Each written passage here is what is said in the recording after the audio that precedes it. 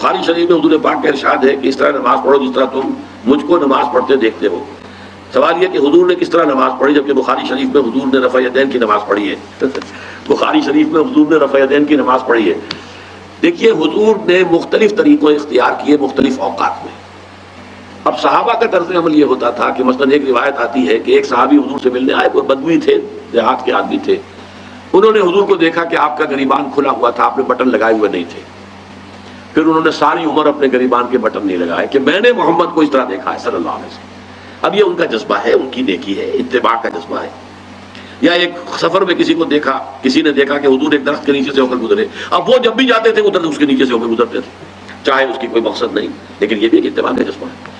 تو اس میں یہ ہے کہ نماز کی بعض چیزیں ایسی ہیں کہ جن میں معلوم ہوتا ہے کہ حضور کچھ اس میں رد و بدل کرتے رہے۔ کبھی آپ نے ہاتھ بالکل کھلے چھوڑ کر بھی نماز پڑھی ہے، کبھی آپ نے ہاتھ نیچے باندھے، کبھی اوپر باندھے۔ اسی طریقے سے رفع یدین کبھی ایسا بھی ہوا ہے کہ آپ نے وہ کی ہے جیسے کہ اہل حدیث حضرات کرتے ہیں، اور جیسے کہ یہ شیعہ کرتے ہیں وہ اس سے بھی زیادہ کرتے ہیں رفع یدین۔ اہل حدیث سے آگے ہیں، وہ بہت آگے ہیں رفع یدین کے اندر۔ اور ایک رائے یہ ہے کہ حضور نے آخری زمانے میں آ کر سارے رفع یدین چھوڑ دیے تھے سوائے یہی جو تکبیر تحریمہ کے وقت ہے۔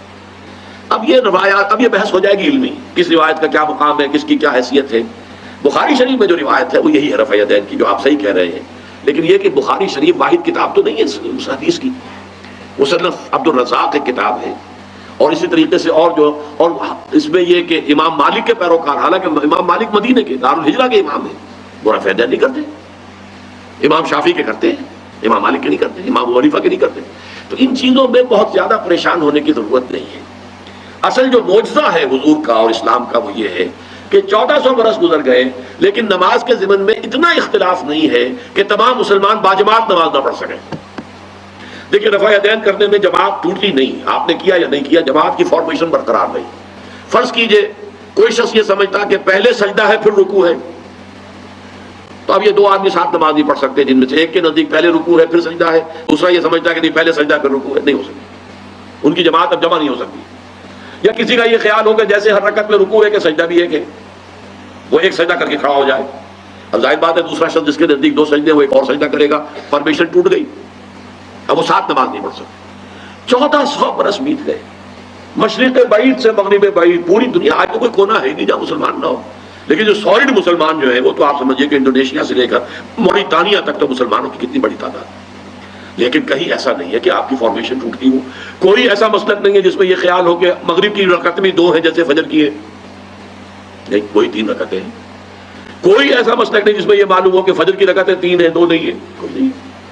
عصر کی 2 ہیں یا 4 6 ہیں، نہیں، وہی رکعتیں، وہی رکعت کی ترتیب، پہلے کھڑے ہونا ہے پھر رکوع ہے پھر کھڑے ہونا ہے پھر سجدے میں جانا ہے پھر بیٹھنا ہے پھر سجدہ پھر کھڑے ہونا۔ فارمیشن نہیں ٹوٹتی، شیعہ ہو سنی ہو، اور اس میں حنفی ہو مالکی ہو شافعی ہو حنبلی ہو زیدی ہو ظاہریہ ہو، کوئی بھی ہو، کسے باشد تمام مسلمان مل کر جماعت سے نماز ادا کریں گے اور ان کی جماعت ٹوٹتی نہیں۔ یہ ہے جس کو ہمیں سمجھنا چاہیے۔ یہ کیوں ہے؟ صلو کما رأیتمونی اصلی، کہ حضور کی کو جس طرح دیکھا صحابہ نے نماز پڑھتے ہوئے ویسے نماز پڑھ رہے ہیں، صحابہ نے ویسے نماز پڑھی، پھر آپ کے بعد تابعین نے اسی طریقے سے نماز پڑھی، پھر اس کے بعد تبع تابعین نے پڑھی، نسل بعد نسل منتقل ہو رہا ہے۔ باقی تھوڑا تھوڑا اختلاف اگر ہے تو اس کے لیے زیادہ پریشان نہیں ہونا چاہیے۔